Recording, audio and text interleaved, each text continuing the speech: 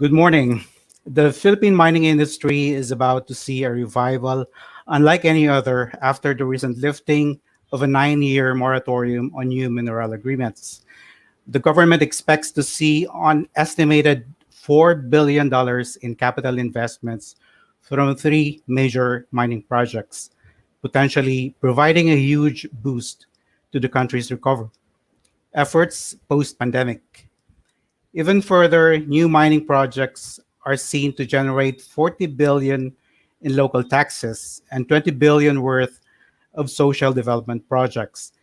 And indigenous groups are expected to benefit with around 15 billion in royalties expected to be collected from the projects, making the industry a considerable force towards the pursuit of social development and social upliftment. We have invited leaders in the mining industry to share their views on the matter, starting with Attorney Ronald Residoro. Attorney Residoro is currently the Executive Director of the Chamber of Mines of the Philippines. He joined the Chamber as Vice President for Legal and Policy and was appointed Executive Director in 2017. He previously served as an associate at the Manalo, Puno, Hoxton, and Placido law offices, and later as legal manager at the Lepanto Consolidated Mining Company. He has 20 years of experience in civil, labor, and administrative law, and a decade's worth of exposure in policy review, advocacy, and reform in the mining sector. Attorney Residoro, you have the floor. Hi.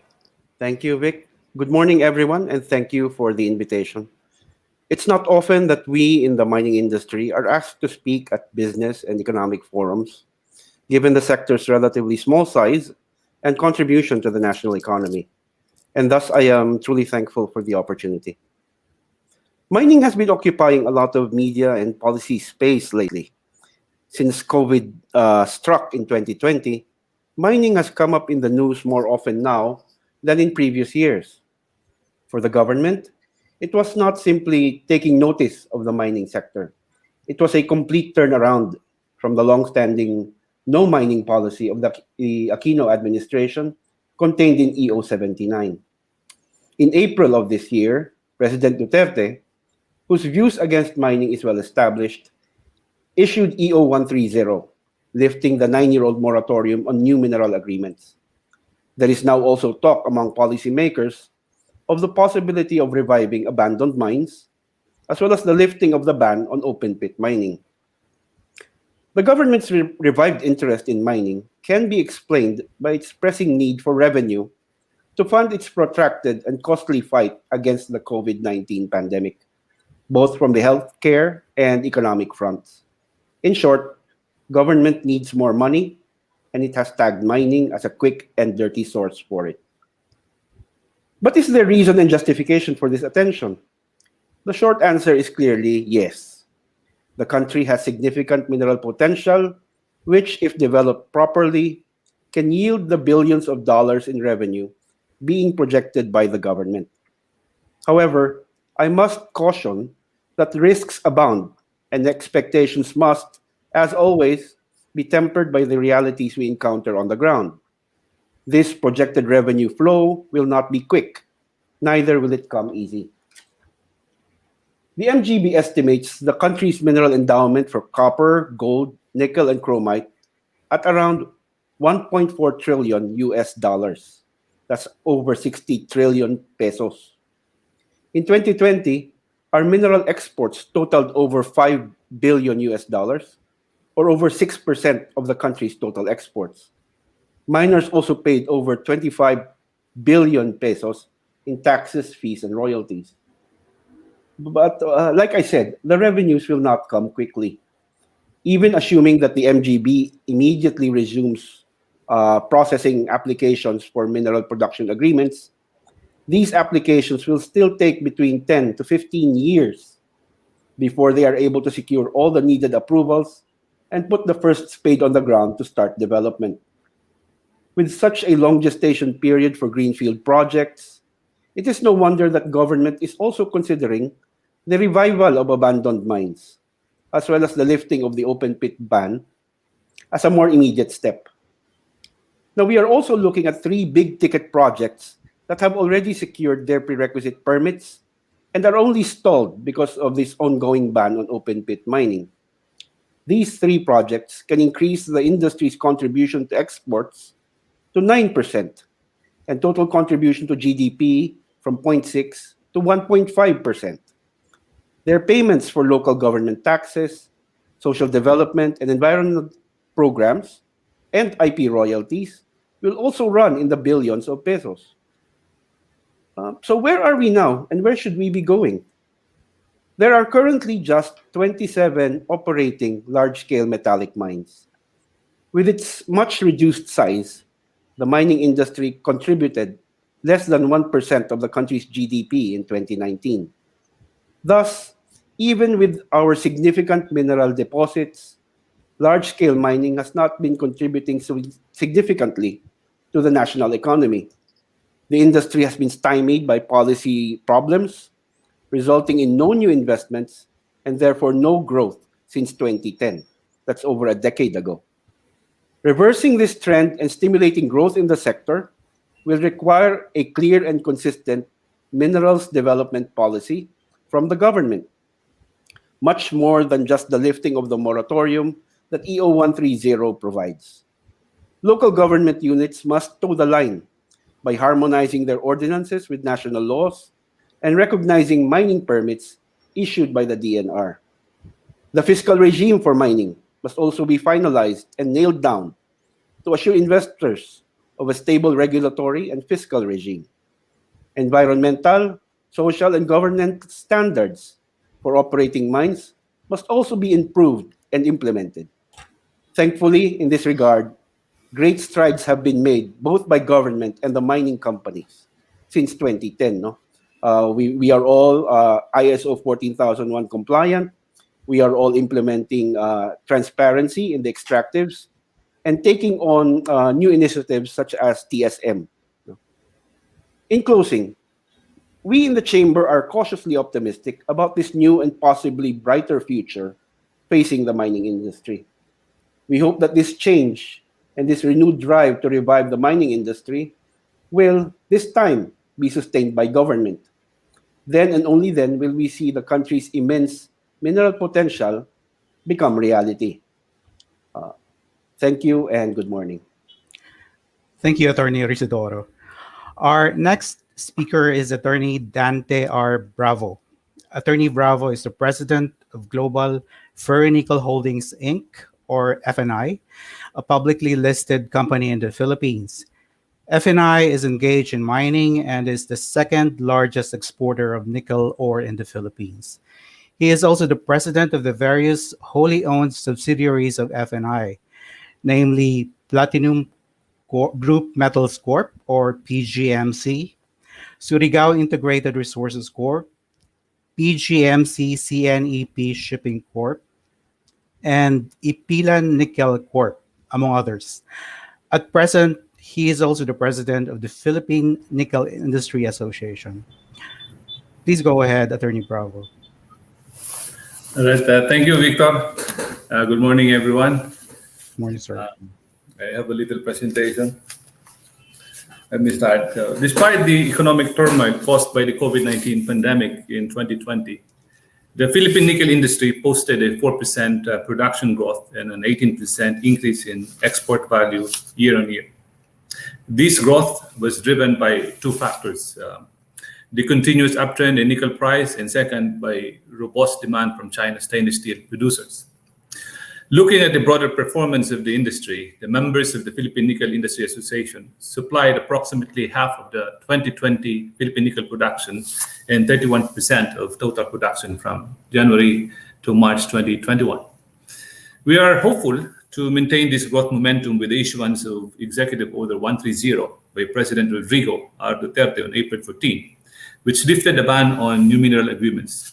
EO 130 will pave the way for new mining deals and the review of existing contracts for possible renegotiation. Presently, there are 30 operating nickel mines in the Philippines, This is targeted to increase to 52 nickel mines by 2023. The members of the Philippine Nickel Industry Association had significant contributions towards community development and preservation efforts. Contributions to the Social Development Management Program amounted to 167 million pesos. PINEA collectively spent 49 million pesos for COVID-19 assistance. 532 million went to Environment Protection Enhancement Program, and trees planted to date have reached more than 7 million. We all learned the hard way as the pandemic disrupted the economy, business, and our way of life. Fortunately, the FNI Group was able to bounce back and move forward. We are grateful to have continued operating and have been able to provide for our employees, pay our taxes on time, and contribute significant amount of relief efforts to our local communities. FNI's economic contributions in the form of government taxes and royalties amounted to 1.6 billion pesos, majority of which come from PGMC, our operating arm in Surigao del Norte, who paid income taxes amounting to 780 million pesos, royalty tax of 330 million pesos, which also went to the government, excise tax of 264 million pesos, and local business taxes amounting to 98 million pesos for the calendar year 2020. Since 2007, PGMC contributed 606 million pesos in royalty share to the indigenous cultural communities, indigenous people covered by its mining tenement. We have also contributed 339 million pesos into the social development programs for host and neighboring communities, and over 1 billion pesos were spent on environmental protection enhancement activities. Our final mine rehabilitation or decommissioning fund, which will be used for physical and social rehabilitation of areas and communities affected by mining activities at the end of the mining life, stands at the moment at 316 million pesos. It's already deposited. The company worked closely with the LGUs in helping the local communities combat the spread of the virus and provide relief during this time of need. We donated PPE supplies, test kits, disinfectants, vitamins, medical equipment, medical services, rice, and other essential goods. We even participated in the building of a molecular laboratory in Surigao, as well as a COVID-19 test center in Palawan. A unique component of PGMC's anti-COVID-19 response is the early and prompt implementation of a food security program for the host and neighboring communities. Through the program, households now have consistent supply of fresh food from their communal vegetable gardens, egg machines, and aquaculture farms. Today, FNI has spent around 35 million pesos in COVID-19 response. To reinforce our commitment and to enhance the impact of our collective efforts as an industry, I am pleased to report that FNI and PGMC supports PINEA in the development of an industry-wide report to check and align its economic, environmental, and social development efforts and impact with UN Sustainable Development Goals. The SDG is the foremost model adopted by the international community to end all forms of poverty everywhere by 2030. It seeks to achieve this goal by guiding and directing the efforts of all sectors of society, especially government and business, to align with 17 goals that essentially seek to promote balanced 3 Ps: people, planet, and profit. PINEA will launch this report in September 2021, which is also the anniversary month of the SDG goals, and we look forward to sharing the report and what will be our collective action as an industry based on what we learned. This wraps up my presentation. Thank you once again for inviting me here. I look forward to an insightful discussion with my colleagues. Thank you, sir. Our next speaker is Engineer Eulalio B. Austin Jr. Engineer Austin is the President and Chief Executive Officer of Philex Mining Corporation. He has been a director of Philex Mining and Philex Gold Philippines, Inc. since June 29, 2011, and was re-elected on June 28, 2017. He became President and Chief Operating Officer on January 1, 2012, and President and CEO at Philex Mining on April 3, 2013. He previously served as the company's Senior Vice President for Operations and Padcal Resident Manager, Vice President and Resident Manager for Padcal Operations, Mine Division Manager for Padcal, Engineering Group Manager, and Mine Engineering and Draw Control Department Manager. Engineer Austin, please go ahead with your opening statement. Thanks, Vic, for that kind introduction. I may You're have to welcome. add that while I have a foreign sounding family name, I'm a Filipino and an IP or indigenous person belonging to the Kamkanay tribe of the Cordilleras, as I was born and raised up north of Luzon in the western side of Mountain Province, and I'm proud to be an Igorot. Sponsors and organizers, fellow speakers, and attendees to this online forum, good morning. I would like to get to the meat of the matter right away with this assertion. Contrary perhaps to popular belief, the balancing of economic and environmental interests in mining, and if I may add, social interests, is not a difficult task. In fact, there shouldn't be much of a balancing act at all because the economic interests, environmental interests, and social interests in mining are all one in the same. It is something that is deeply rooted in our own culture at Philex Mining Corporation, an integral part of our operations and mining projects that we are involved. From the very start, a mining project is required by law and the rules to always consider its economic as well as environmental impact among others. Current mining operations are not also exempted from this regulation. The regulatory environment itself has stringent processes and mechanisms by which to check a particular mining project as far as economic contribution and environmental protection are concerned. If one or the other is lacking, the project is not allowed to proceed until the same has been rectified. The mining industry in the Philippines is one of the most, if not the most, heavily or strictly regulated. The Philippine Mining Act of 1995 provides enough safeguards for the economy and for the proper rehabilitation of the environment, especially when a mining project shall come to a close. The legacy mines have taught us lessons the hard way. Witness our own experience in Felix. When the country was placed under a state of national emergency starting March 2020, and an enhanced community quarantine was declared over the whole of Luzon, brought about by the COVID-19 pandemic, we anticipated that we would be going through a most difficult time, more difficult than what we had been experiencing for the past years or so. Imagine the concern we had when COVID-19 struck and the lockdown was enforced, most especially that our Padcal mine was projected to end its life of mine in 2022, and this was already drawing near.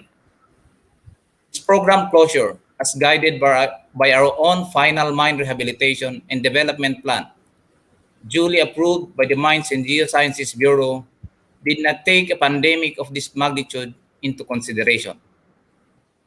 But we had to soldier on and bite the bullet, so to speak, not so much for our sake, but for our stakeholders, our employees and their dependents, our hosts in neighboring communities, our shareholders, and the investors and the government.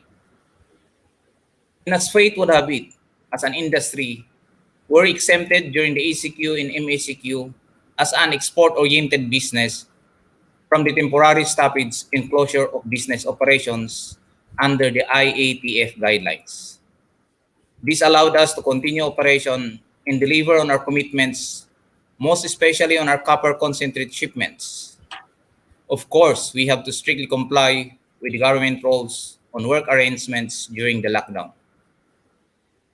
Beyond financial performance and production results, the pandemic also redefined in some way what corporate leadership was all about. People increasingly expected companies to become leaders themselves in social causes and to partner with government in its COVID-19 response. And the mining industry was no exception. Philex Mining was able to contribute a total of 17.3 million pesos for social amelioration of Padcal's host and neighboring communities, as well as for food, equipment, and medical assistance to various local government units in their fight against COVID-19. Philex was also able to put up at its own expense an isolation quarantine facility which was vetted by the Department of Health. In 2020, Philex spent 107.5 million pesos for our social development and management program, which is fully compliant to what is provided for in the mining law. In terms of environmental stewardship, which comprises reforestation, tailings management, and subsidence area maintenance, among others, Philex spent 150 million pesos in 2020, which is 4.43% of direct mining and milling costs versus the 3 to 5% requirement of the mining law. We are proud to say also that as of today, Philex planted a total of 12.1 million trees, covering 4,429 hectares with a survival rate of 85% in our operational and project sites.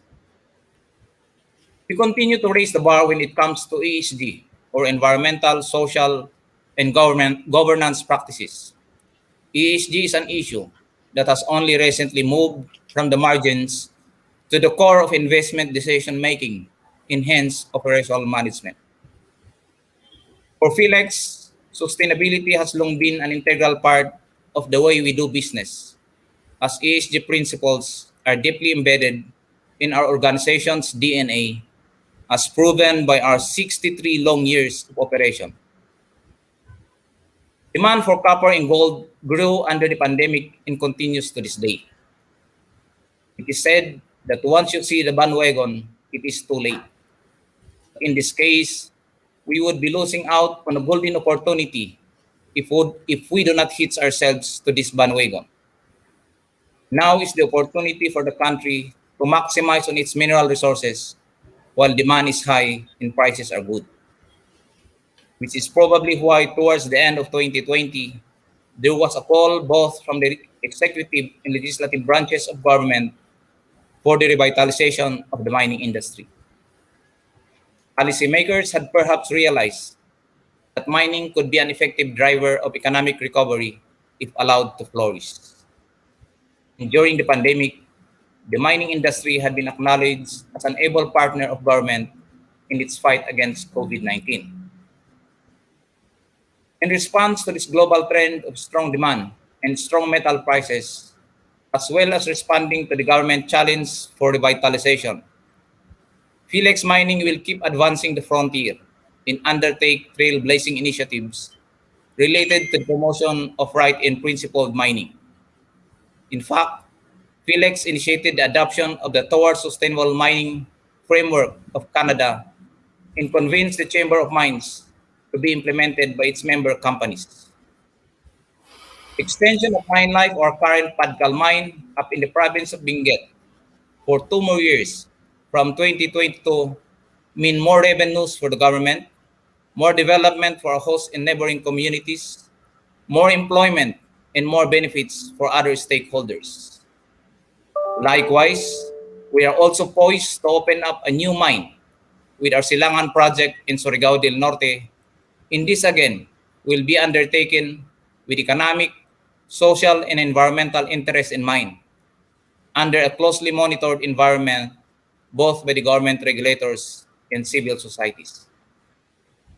We rise up to the challenge of partnering with government towards economic recovery in the fight against COVID-19 as we brave the new day, treating environment, social, and economic interests equally. Diyos te Agina Apo. Thank you, sir. With that, we go to the questions. We have prepared a number of questions for all of you, and I hope each of you can give your views on these questions. The first question is: in what ways can we expect can the expected gains from new mining projects improve the country's economic recovery efforts? We start with Engineer Austin. Thank you, Vic, for that question. I could just answer in relation to our new project, the Silangan project.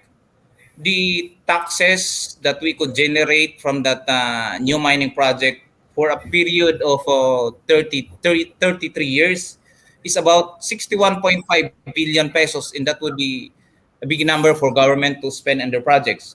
Aside from that, aside from these taxes, we have this social development management program wherein 1.5% of your mining and operating costs must be spent in the improvement of your host in neighboring communities. And this for sure will bring progress to where we operate. Uh, I think the very important point here is mining in the remote areas could bring progress to the communities where we operate. Thank you. Thank you, sir. We now hear the views of Attorney Bravo.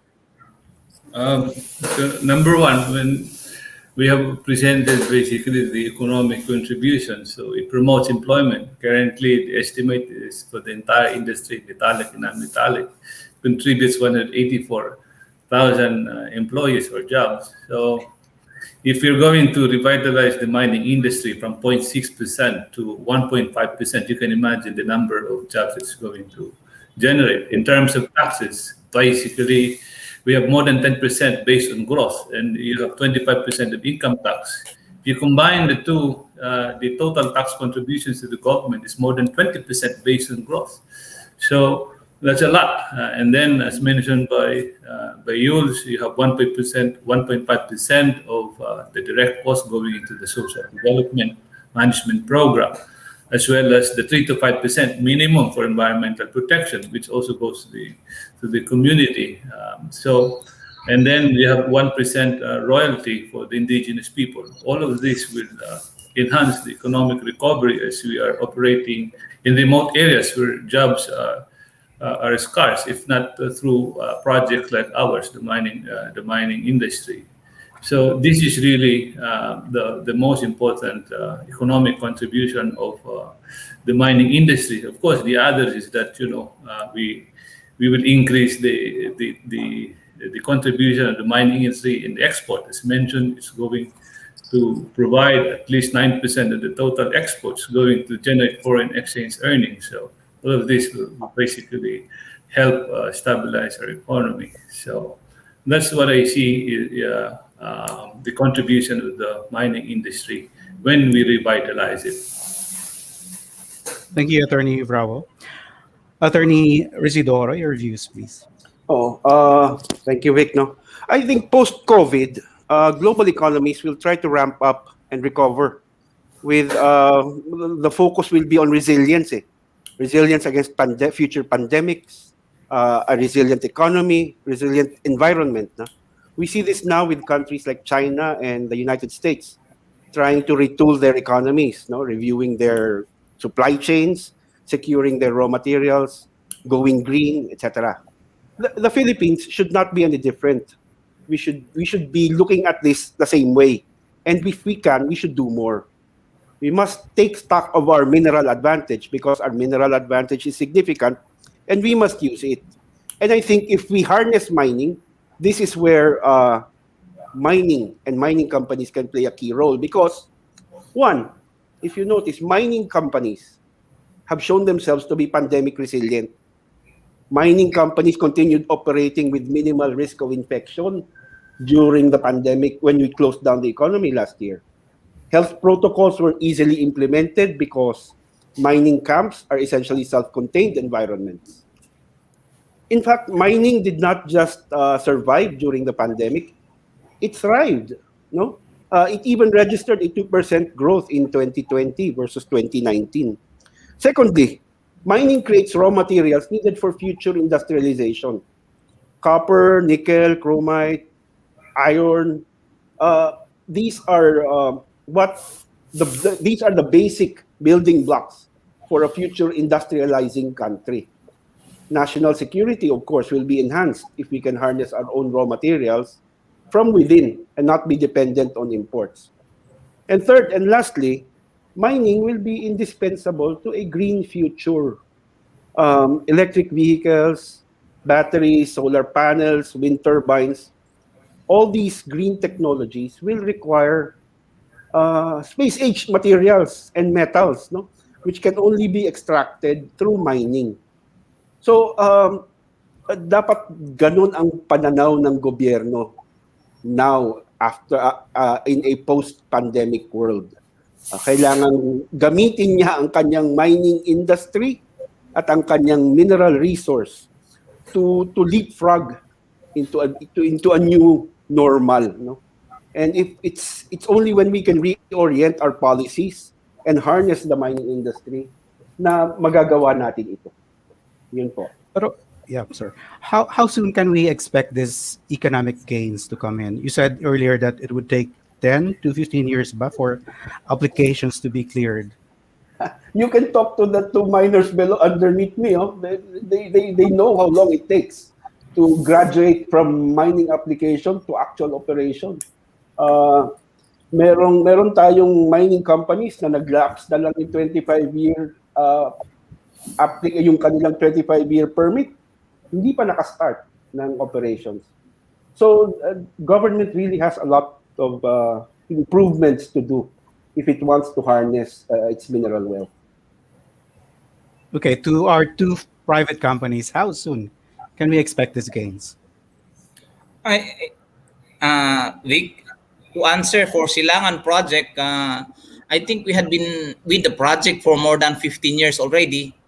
And now that we are on the final stage, we are still encountering problems to get investors. While we have all the necessary permits, there is this, what is called, reservations on the regulatory climate of the country. And I think to answer you straightly, it will take 15 to 20 years for a project to be in operation. Can I also add, they are both correct. So in the past, we have that kind of experience, more than 10 years, 15 years, even 20 years. Maybe until the expiration of FSA, you cannot see a particular tenement being developed. But that's in the past, I think. It was compounded by various factors, one of which is the EO 79 and other policy, how they call this, handicap of this government. Now, I think that has changed, or is changing a bit. And so moving forward, I think the how they call this gestation period would be less, because there's been a lot of changes that's been done by MGB to shorten the process. I think if it's 10 years, 15 years, maybe this time less than 5 years. Right now, the MGB has identified projects that can be operated in 1 year. So that's the priority program. So there will be projects that can probably commence operations within 1 year's time. So as to how much, that we will learn, or we'll know later.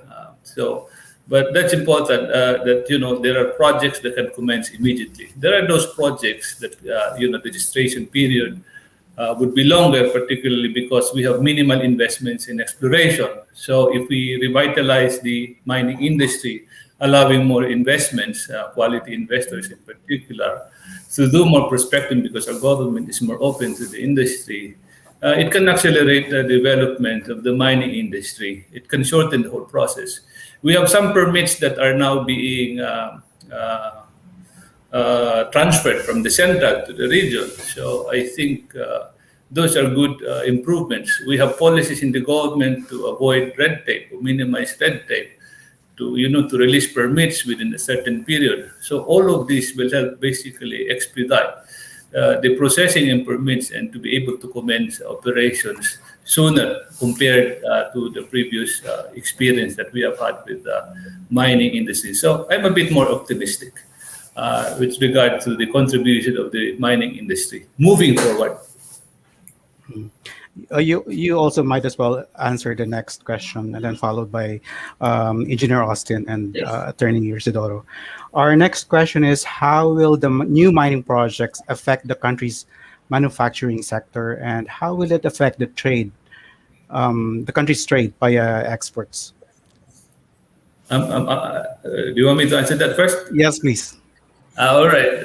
I think, for instance, it is mentioned that there's going to be three big projects in gold and copper. So it's a process. It's going to involve processing. So it's going to involve, or rather, improve the manufacturing index in the Philippines. I think, of course, the drivers in this economy that we think are sustainable, of course, in the manufacturing sector, in agriculture, in tourism. And so the mining industry is, when you develop that, it's a process. So right now, some of our ores are being exported because it's the practical thing to do at the moment. But once we study the economics, right now the prices are going up. We expect a global economic recovery. There will be need for raw materials, and there might be an opportunity for us to go into value-added processing because the economics will already change as the prices are moving up. But if it's so volatile, then we cannot expect that everybody will go into value-added processing. So that's how it's going to affect the manufacturing sector. We are going to be partly going to enhance the manufacturing contribution to the mining industry, so long as we open the mining industry and put in the right policies to attract quality investors. And so far as the trade is concerned, if we open the mining industry, most of us are basically exporting our products, whether manufactured or raw ore. So we're going to narrow the gap between export and import. So the trade deficit would be little. So it's going to stabilize more exchange rate. So that's, I think, how the mining industry would impact the manufacturing sector and the trade. Engineer Austin, you belong to a group with different, which has investments in different sectors. And how specifically for your group, what will be the impact? On this new big three mining projects, we're talking about Silangan, Tampakan, and Kingking. And I'll speak just in behalf of Silangan. Silangan would be producing copper cathode and copper concentrates. The copper cathode, because there are no buyers in the country, would be exported outside. The copper concentrates, because we only have Pasar as our copper smelter plant, might be delivered to Pasar, but taking our current practice, we are delivering our concentrates to Japan. Therefore, these copper cathodes and copper concentrates will contribute into our exports. Therefore, revenue for the government. Now, to really improve the manufacturing factor, there's a need to develop the downstream industries of mining. Say, for example, copper manufacturing plants, because while we will be producing copper cathode, it should not be shipped out. It should be used in the country to generate copper wires and other usage of copper. For for copper concentrates, the operations of King and in Tampakan, including Silangan, might be enough to supply the copper concentrates of Pasar. Therefore, it will generate revenues for Pasar, and it will trickle down to the country just the same. That's why, to us, there's a need to develop the downstream industries of copper so that we could maximize or create value on the copper that we will be mining in the future. Okay. To Attorney Risidoro, the same question as before. How soon can we expect these new mining projects to have an impact on exports? Well, the short answer is medyo matatagalan. Why? Because today, the two sectors, mining and manufacturing, are currently not connected. And for as long as this disconnect is not addressed, kahit doblehin natin ang number of mines operating, it will not have any direct impact on local manufacturing. Let me explain. No? Ang mga mina ng Pilipinas ngayon, almost all of them, export their mineral production overseas, mainly to China, Japan, Hong Kong, and Europe. And apart from the Bangko Sentral, there are no domestic markets for the volume of gold that we can produce.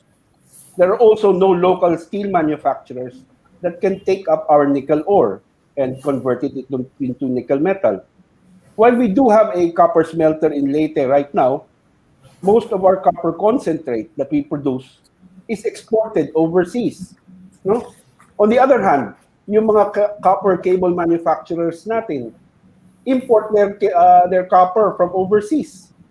And the steel manufacturing plants in Iligan and Bulacan rely mostly on imports and recycled iron to make their steel bars.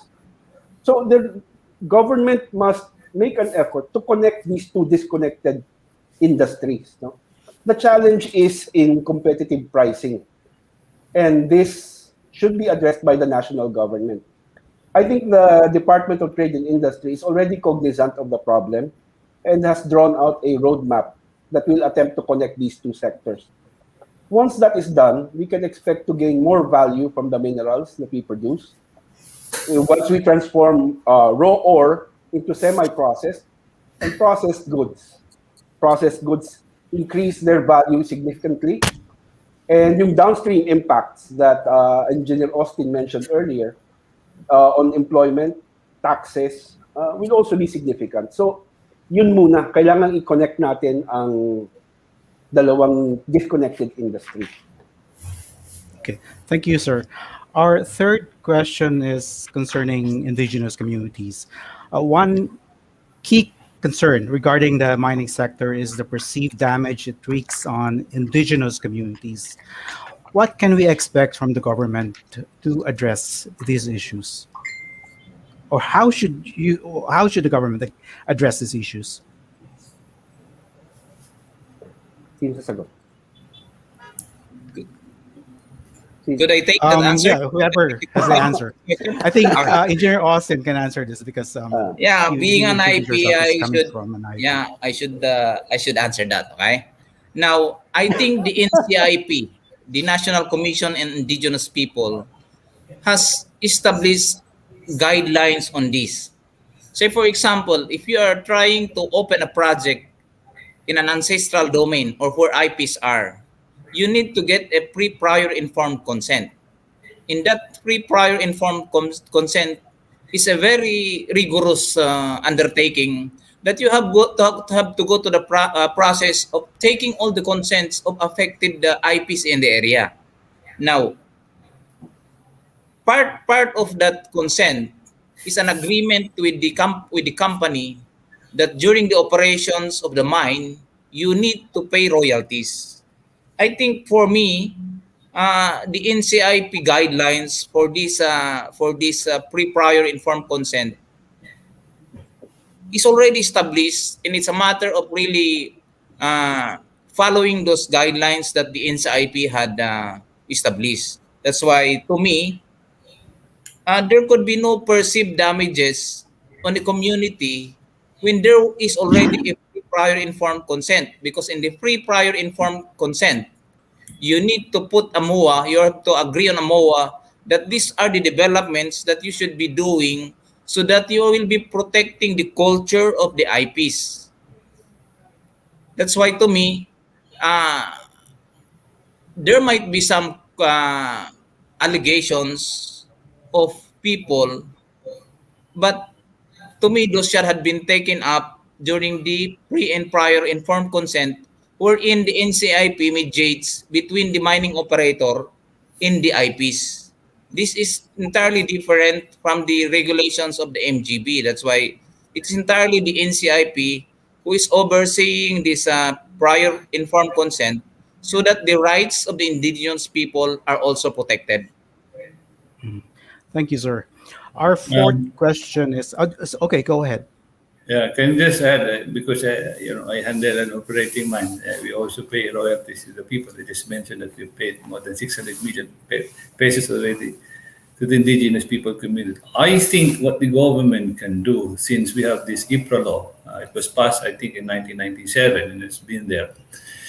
And to avoid this complex process or this, it becomes a barrier sometimes to open a new mine, we have to really take extra effort in identifying which are considered ancestral domains. It cannot just be say all entire country is an ancestral domain. We have to Right. identify.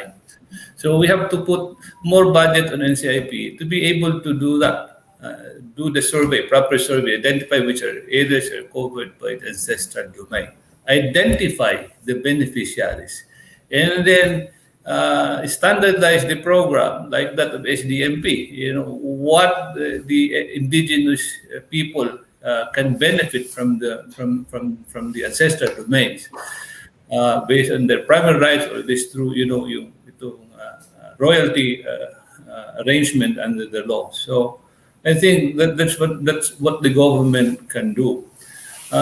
Securing, as mentioned by Yules about the FTC, is a very complex process. It's a long and tedious process because in some of the areas it's not surveyed. There's no CADTI. There are, sometimes competing groups. There are different IP groups, that want to be covered by the benefits of the IPRO law. So that compounds the problem. So I think that has to be resolved. Okay, thank you, sir.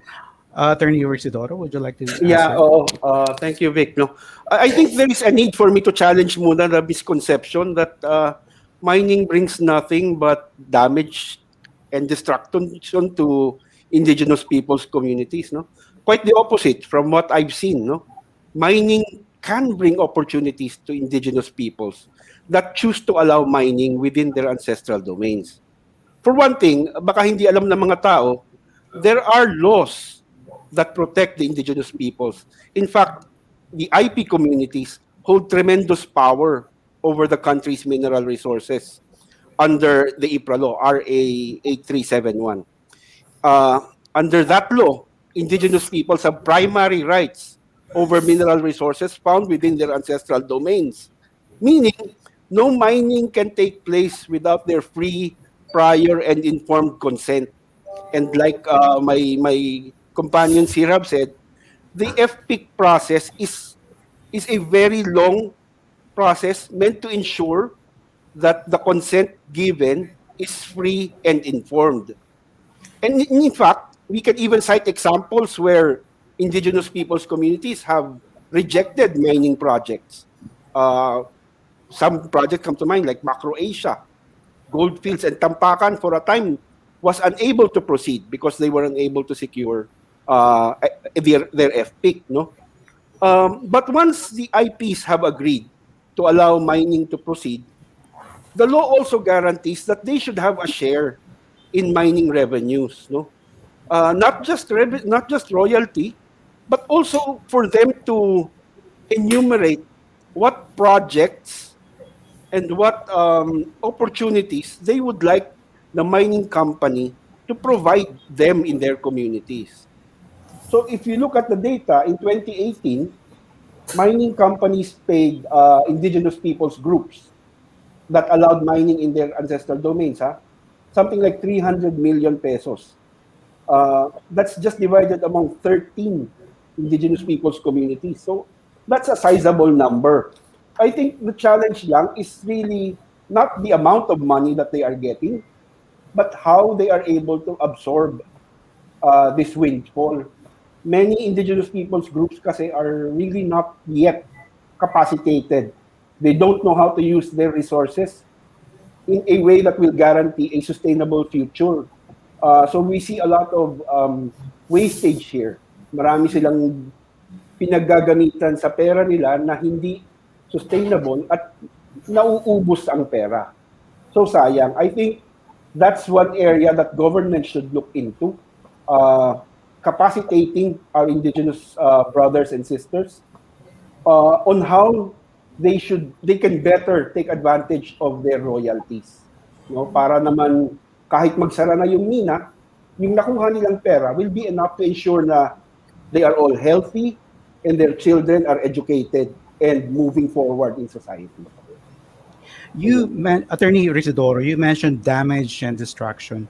What measures are in place to protect the environment from overmining and other adverse risks? Ay, marami. Well, the main law here is RA 7942, or the Mining Act of the Philippines. And it puts in place several safeguards to minimize yung environmental footprint ng mining and ensure also that if there is impact, that this impact can be reversed or at least mitigated. Sa unang-una pa lang, at the application stage, mining companies must conduct environmental impact studies. No?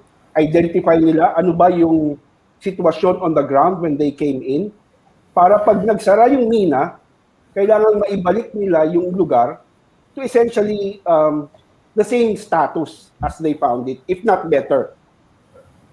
Once they start operating, mining companies must also submit annual work programs where they provide details on how much they will extract and ano yung environmental mitigation measures that they must do to minimize their impact on their environment. These work programs are closely monitored and strictly enforced by the DENR-MGB. Now, sa closure naman, 5 years before their plant closure, mining companies must already have a fully funded and approved final mine rehabilitation and decommissioning plan. Dito, i-detalye nila how they plan to bring the environment back to a better state. No? Kung kailangan taniman ng puno, kung kailangan improve ang vegetation, bawasan ng erosion, etc.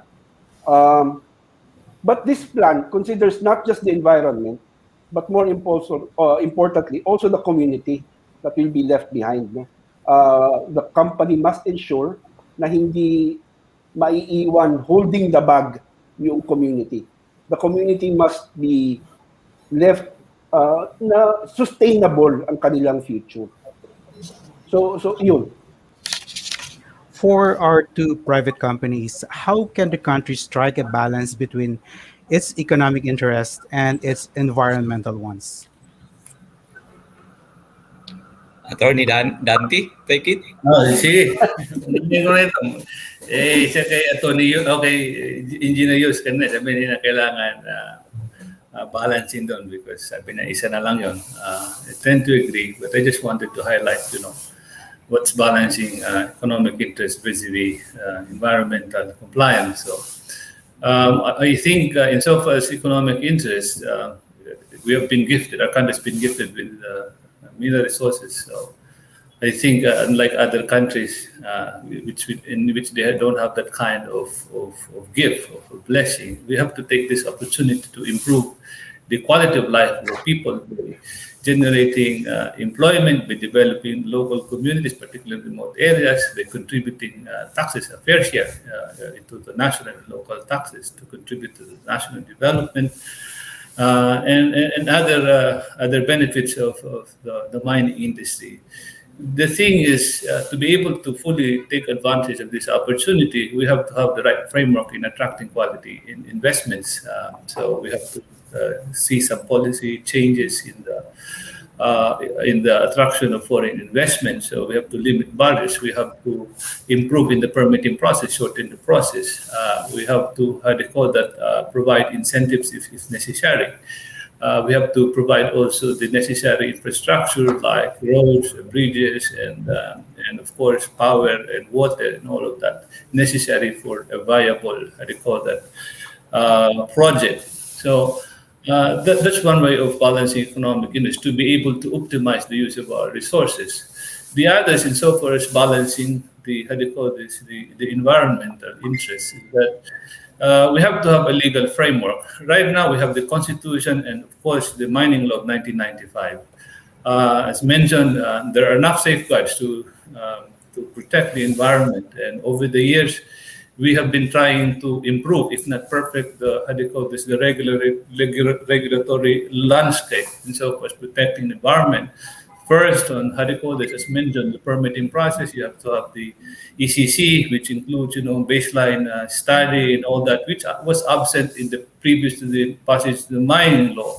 We have the progressive rehabilitation, in which the minimum amount that has to be spent by the mining companies, at least 3 to 5%. In our experience, it goes up to 10 to 12%, depending on the requirements of the how do you call this, the rehabilitation for a particular year to address degradation in land, in water, in air, and even including biodiversity programs. So it's all inclusive, it's holistic to protect the environment. You have also the final rehabilitation that before the mine is closed, that's fully funded, that's fully evaluated. If that is not enough, that's the responsibility of the mining company, basically to make sure that this temporary land use of where we operate, the cost in the environment is how they call this is repaired, or is how they call this is addressed. So we also have over the years, like this development being introduced by the Chamber of Mines, employing best practices, accrediting mining companies towards sustainable mining. So we are mindful of that. We have these ISO certifications, not only on environment, we have this on safety and health, even on the quality management system and other ISO certifications, so that we are able to improve our efforts in protecting the environment. We have the international framework. Our regulators, our policymakers are invited to know and learn and implement, what are the best practices in other countries. All of this basically are in our, are in our framework in this country to make sure that there is enough protection for the, how do you call this, for the environment. Of course, it's not an overnight process. We expect that this will continue to develop and improve. And recently, MGB has released a manual for environment, safety and health, and to make sure that all of the mining companies would really be compliant. We have this MICC audit in which we have trashed out that in comes to audit, it must be based on facts, it must be based on science, it must be based on engineering. And with advancements of science and engineering, we should not fear that mining companies will not be able to comply. Everything is already there. It's just a matter of really managing it well. Thank you. Thank you, sir. Engineer Austin, would you like to add to that? I think the mining law gives a very clear direction.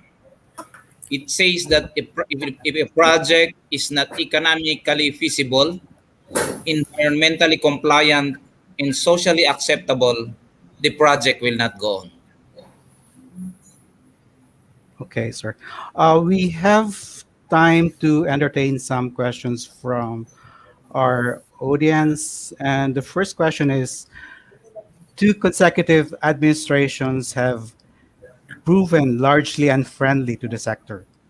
The first question is, can the industry weather a similar policy environment in the next 6 years? Should the next administration take a similar stance? And the second question is, if the next administration were to prove more open to your industry, what would your policy recommendations be for your industry?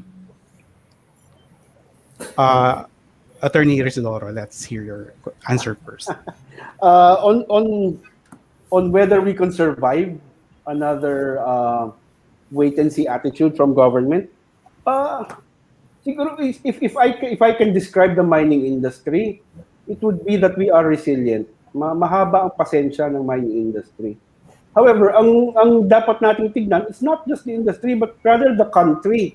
No, we must realize that the Philippines is one of the most well-endowed countries in the world when it comes to minerals. Ang estimate ng MGB is $1.4 trillion.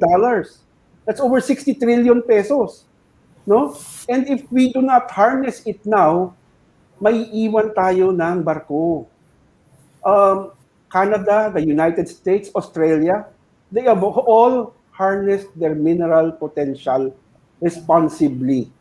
And they have leapfrogged other countries. No? They have become first world economies because of their mineral wealth. It's really up to us now to have that conviction and political will to do the same. Sayang ang ating mineral wealth kung hindi natin gagamitin. If it stays underground, it has very little value. In fact, sagabal pa siya sa agriculture because minerals like copper and iron, make your soil nutrient poor. No, so it's better if we extracted it responsibly and used the benefits and revenues of mining to leapfrog our economy forward. Forward. Wag na tayo yung takot because today's mining companies, today's miners are different from years past. We now employ the best technology. Our engineers are first class. And we can do this properly. We can do this right. We just need to trust our government and our private sector to do this right. We don't even need to trust because the legal framework is already in place. No? The legal framework is already in place. We just need to do it. And I think the lesson from the last two administrations is let's not do that again. Let's do this. Let's harness this now. Let's do this now. While minerals prices, commodities prices are on the rise, now is the time to do it. Okay. Engineer Austin, same question. What if the next administration is again unfriendly to the industry? Uh, how do you expect to weather this kind of policy environment? And if it is friendly, um, what are your policy recommendations? I think the the undertakings of the mining industry during the during this COVID-19 and helping in the recovery program of the company could also make a dent on the decision of the next administration. And for sure, if these metal prices would go on, I don't think they could not see the significance of revitalizing the mining industry. That's why, to me, I'm confident that if ever there will be a new administration, it will be more on the friendlier side because to me, you might have seen the undertakings or the assistance of the mining industry during this COVID pandemic, and it will help a lot in their decision making. And in case the next administration will be friendly, I think I have three policies that have always been on top of my head. First is we really try to harmonize national laws and local government unit law ordinances because while the national law allows mining, there are government LGUs who issues out resolution saying no to mining in their province. Second, we need to harmonize the IPRA law in the mining law because there are conditions there that parang hindi siya prudent or acceptable to both IPs and the operators. Third is because we are opening big capital projects, I think there's a need to pause for that constitutional provision to lift that 40% ownership of foreigners so that more investors would come in the country. I think these are the three policies that I would like to be developed during the next administration. Thank you, sir. Attorney Bravo. I think Ronnie and Yus have already summarized what needs to be done. So if I have to add on number one, the question of whether we can weather, it's difficult to answer. It's uncertain. So at this point, of course, when the prices are high, we're confident that if we will have internally generated cash, we can survive for a few more years. The thing is, it will affect, of course, the life of mine. How they call this, the prospect of each mining company if the new administration would not be supportive of the mining industry. So the contribution will be much less, of course. On the issue of policy recommendations, I agree with you that you have to address the how to attract foreign investments issue about IPs and he mentioned about. At any rate, what I add is that what I would like to add is on the fiscal side and the tax aspect. We have to be open to giving incentives to big investments. And that has to be stable because we cannot change it midway. Because if you say you have a big investment, it takes years, say for a plant or for a mine project, say 10 years. Midway, you change the the tax regime, then it's going to affect basically the viability of the project. So if we fix it now, we have to decide really what's a fair share. And I think the current tax regime is almost prohibitive to our industry. We are already heavily taxed. So if you continue to impose more, then it would be less attractive to attract more investments in the industry. Okay. By the way, that question came from Willie Reyes, Business World's editor-in-chief. Our next question is from our viewer, Tony Riva. He says, I hope the downstream industries are also green. For example, do steel mills still use smelting technology that had been brought from China, where it had been banned in from pollution?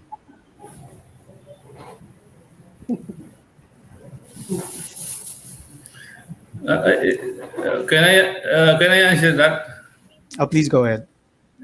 I think the direction is always about environmental impact, whether it's manufacturing or surface mine or the extractive industry. In so far as smelting iron, yung induction na yun, wala na yun sa China. I don't know if we have it here, and I don't think it's something sustainable, because if you're going to put up a plant like that, you will not be able to get the approvals from our regulators. So it's impossible to get that. So if there are some that operate that cannot, it's not supposed to be there, I'm not sure how it's able to do that. So you can be sure that our government is conscious about the impact of any manufacturing plant that's going to be put up here, that is complies strictly with the standards, environmental standards. Okay, we are running out of time, so you now have a chance to deliver your closing statements. Let's start with Engineer Austin, and then Thank you. followed by Attorney Bravo and Attorney Residoro. Thank you, Vic. We have most certainly identified and aware that there will be risk entailed as we move forward and onward with the revitalization of the mining industry. Right now, what is important is that government be able to harness opportunities to generate much needed revenue for the fight against COVID-19, particularly with its vaccination program and for economic recovery. If the mining industry is one such opportunity, then by all means, we should grab it before it's too late. With the good metal prices, we should not miss the train and make hay while the sun shines. Let me reiterate what our chairman Manuel V. Pangilinan had oftentimes said, that mining is not the enemy, poverty is. Right in principle, mining can and will be an able partner of government in its fight against poverty, in its ongoing fight against the pandemic. Thank you. Attorney Bravo. My conclusion would be very simple. I think the passage of EO 130 is the right policy, and if it's going to be coupled with policies that are supportive of this one, it's the right direction basically to optimize the use of the gift that we have been given, particularly natural resources. And the timing is right, because the prices are moving up, and so the dynamics of investment would be very attractive for anyone who'd like to go into the mining industry. So the mining industry definitely can be one of the important drivers of the economy. And they can provide a lot of employment, they can provide a lot of taxes to the government without sacrificing the environment. So I think this discussion is important to inform people about the benefits of mining. Thank you. Thank you, sir. Attorney Residoro. Yeah, thank you for this opportunity, Vic. Siguro in closing, I would just like to ask your viewers, whatever your negative ideas about mining are, siguro I ask you to set it aside for a minute and take a second look at mining. No, because whatever your previous conceptions of mining were, I assure you po, iba na ang mining natin ngayon. Nabanggit namin kanina, we mentioned earlier that there have been a ton of regulations issued by government since 2010 to ensure that mining companies are compliant, not just from an environmental perspective, but also from a technical, social, and fiscal perspective.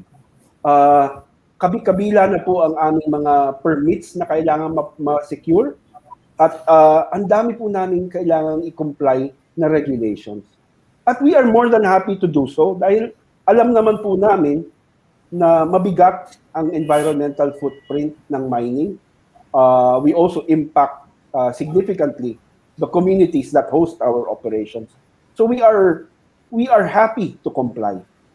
Ang hinihingi lamang po namin sa public at siguro sa government also is for them to give mining a chance.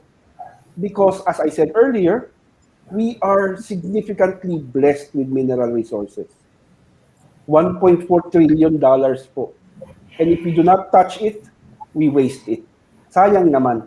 Let's use it to build a better Philippines. Let's use it to provide our children and children's children a better future. It's not just up to the mining companies to do this right. It will require government and the public to be vigilant to make sure that mining companies comply with environmental, social, and regulatory rules. So yun po sana. I think the discussion this morning was very rich.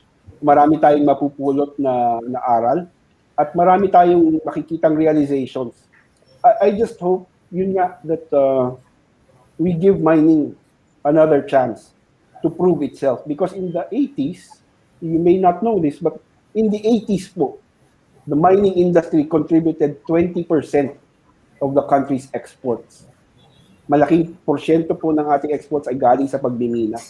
I'm not saying bumalik tayo sa 20% again, but I'm saying we can contribute significantly if you just give us that chance. So yun po, good morning.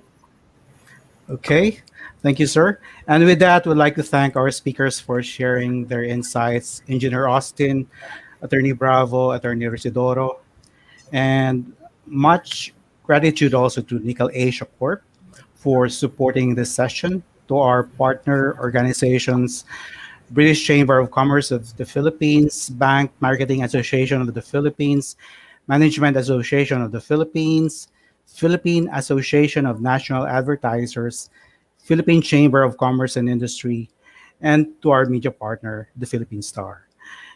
Be sure to tune in to Business World's social media pages to be updated on our next projects. Again, this is Victor Saulon, and this has been Business World Insights. Good afternoon.